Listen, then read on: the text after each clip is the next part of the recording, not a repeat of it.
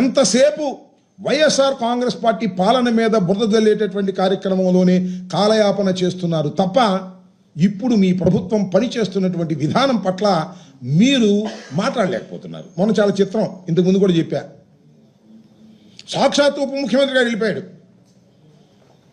Rough see ఉంటే బోటులో వెళ్ళిపోయాడు, seize the ship అన్నాడంట, సీజ్ చేశారంట సినిమా డైలాగ్. నేను కూడా నిజమే అనుకున్నా ఆ రోజు చూసి.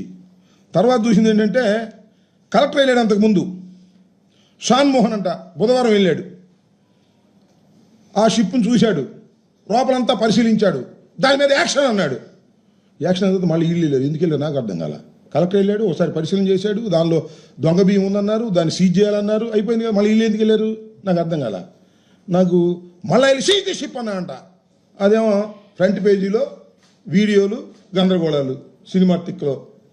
నాకు ఇది చూస్తే ఏమనిపిస్తుంది అంటే ఒకసారి కలెక్టర్ చేశాడు, మళ్ళీ ఈ నీళ్ళు మళ్ళీ చేశాడు. నాకు తనికల బరిలి సినిమా ఒకటి గుర్తుంది నాకు, దానిలో జరగాలి చెల్లి పెళ్ళి మళ్ళీ మళ్ళీ ఇది తంతు, మళ్ళా సీజ్ చేస్తారా? ఏమైనా అర్థం ఉందా? ఇది పరిపాలన మీది, మీకు పరిపాలన అసలు అర్థమైందా? వాట్ ఇస్ ది అడ్మినిస్ట్రేషన్ మీకు తెలుసా? రఫ్సీలోకి మీరు వెళ్ళిపోయారు, వద్దని చాలామంది అన్నారు, అనేటువంటి ప్రయత్నాలు కూడా చేశారు.